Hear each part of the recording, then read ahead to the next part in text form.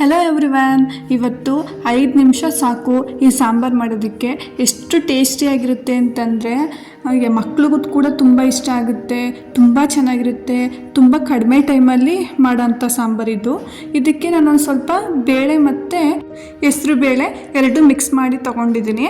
ಮತ್ತು ಇದಕ್ಕೆ ಚಿಕ್ಕದು 2 ಟೊಮೊಟೊ ಕಟ್ ಮಾಡಿ ಹಾಕ್ಕೊತಿದ್ದೀನಿ. ಮತ್ತು 2 ಈರುಳ್ಳಿ, ಒಂದು ಸ್ವಲ್ಪ ಅರಿಶಿನ, ಇಷ್ಟನ್ನು ಹಾಕ್ಕೊಂಡು 1.5 ಸ್ಪೂನಷ್ಟು ಉಪ್ಪು ಹಾಕ್ಕೊತಿದ್ದೀನಿ. ಇವಾಗ ಇದಕ್ಕೆ ಎಷ್ಟು ಬೇಕೋ ಅಷ್ಟು ನೀರು, ನಾನು ಇದಕ್ಕೆ 1 ಲೋಟ ನೀರು ತೊಗೊತಿದ್ದೀನಿ. ಅದನ್ನು ಸೇರಿಸ್ಕೊಂಡು ಇವಾಗ ಅದಕ್ಕೆ ಒಂದು ಸ್ವಲ್ಪ ಎಣ್ಣೆ ಹಾಕಿ ಈಗ ಒಂದು ಸ್ವಲ್ಪ ತಿರುಗಿಸ್ಬಿಟ್ಟು ಅದನ್ನು ಕುಕ್ಕರ್ದು ಲಿಡ್ ಇದೆಯಲ್ಲ ಅದನ್ನು ಕ್ಲೋಸ್ ಮಾಡಿ ಒಂದು 3 ವಿಷಲ್ ಕೂಗಿಸ್ಕೊತಿದ್ದೀನಿ.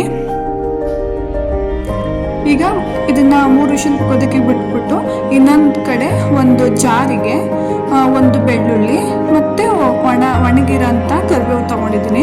ಇದನ್ನು ಹಾಕ್ಕೊಂಡು ಇದಕ್ಕೆ 3 ಸ್ಪೂನು ಜೀರಿಗೆ, 1 ಸ್ಪೂನು ಕರಿಮೆಣಸು, ಇಷ್ಟನ್ನು ಸೇರಿಸ್ಕೊಂಡು ಇದನ್ನು ಹಾಗೆ ಗ್ರೈಂಡ್ ಮಾಡ್ಕೋಬೇಕು. ಈ ಥರ ಪೌಡ್ರ್ ಥರ ಮಾಡ್ಕೋಬೇಕು. ಈಗ ಒಂದು ಪಾತ್ರೆ ತಗೊಂಡು ಆ ಪಾತ್ರೆಗೆ 1 ಸ್ಪೂನ್ ತುಪ್ಪ ಹಾಕ್ಕೊಂಡು ಅದು ಬಿಸಿ ಆದಮೇಲೆ 1/4 ಸ್ಪೂನಷ್ಟು ಸಾಸಿವೆನ ಸೇರಿಸ್ಕೋಬೇಕು. ಆ ಸಾಸಿವೆ ಚೆನ್ನಾಗಿ ಸಿಡಿದ್ಮೇಲೆ ಇದಕ್ಕೆ 2 ಹಸಿಮೆಣ್ಸಿನ್ಕಾಯಿ ಮತ್ತು ಒಣಗಿರೋಂತಹ ಬ್ಯಾಡಗೆ ಮೆಣಸಿನ್ಕಾಯಿ ಹಾಕ್ಕೊಂಡು ಒಗ್ಗರಣೆ ಕೊಟ್ಕೊಂಡೆ. ಇದಾದಮೇಲೆ ಅದೇ ನಾನು 3 ವಿಷಲ್ ಕೂಗೋಕ್ಕಿಟ್ಟಿದ್ನಲ್ಲ, ಅದು ವಿಷಲ್ ಕೂಗಿದೆ. ವಿಷಲ್ ಆದಮೇಲೆ ಅದನ್ನು ಈ ಥರ ಸ್ಮ್ಯಾಶ್ ಮಾಡೋದೇನು ಬೇಕಿಲ್ಲ, ಯಾಕೆಂದರೆ 3 ವಿಷಲ್ಗೆ ತುಂಬ ಚೆನ್ನಾಗಿ ಬೆಂದೋಗಿದೆ. ನಿಮ್ಗೆ ಸ್ವಲ್ಪ ಬೇಳೆ ಥರ ಬೇಕು ಅಂತಂದರೆ 2 ವಿಷಲ್ ಕೂಗಿಸ್ಕೊಂಡ್ರೆ ಸಾಕು.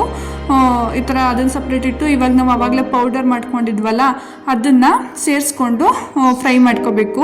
ಅದಾದಮೇಲೆ ಅದೇ ದಾಲ್ ಏನಿತ್ತು ಅದನ್ನು ಇದರೊಳಗೆ ಸೇರಿಸ್ಕೊಂಡು ನಮಗೆ ಯಾವ ಕನ್ಸಿಸ್ಟೆನ್ಸಿಗೆ ನಮಗೆ ಸಾಂಬಾರು ಬೇಕು ಅದ್ರ ತಕ್ಕಂತೆ ನಾವು ನೀರನ್ನು ಆ್ಯಡ್ ಮಾಡ್ಕೋಬೇಕು.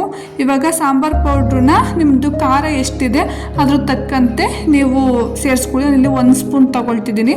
1 ಸ್ಪೂನ್ ಸೇರಿಸ್ಕೊಂಡು ಇವಾಗ ಹಾಗೆ ತಿರುಗಿಸ್ಕೊಂಡು ಕುದಿಯೋಕ್ಕೆ ಬಿಡಬೇಕು. ಇವಾಗ ನಾನು ಒಂದು ಅರ್ಧ ನಿಂಬೆಹಣ್ಣು ಗಾತ್ರದಷ್ಟು ಹುಣಸೆಯನ್ನು ನೆನೆ ಹಾಕಿ ಅದ್ರ ನೀರು ತಗೊಂಡು ಇದಕ್ಕೆ ಸೇರಿಸ್ಕೊತಿದ್ದೀನಿ. ಇವಾಗ ಮೋಸ್ಟ್ ಇಂಪಾರ್ಟೆಂಟ್ ಫೈನಲ್ ಟಚಪ್ ಏನಂತಂದರೆ ಕೊತ್ತಂಬರಿ ಸೊಪ್ಪನ್ನ ಸೇರಿಸ್ಕೋಬೇಕು. ಅದೇ ಇದು ಸಾಂಬಾರಿಗೆ ಒಂಥರ ಒಳ್ಳೆ ಪರಿಮಳ ಕೊಡೋವಂಥದ್ದು. ಇವಾಗ ಟೇಸ್ಟ್ ಮಾಡಿ ನಿಮ್ಮ ಮನೇಲಿ ಟ್ರೈ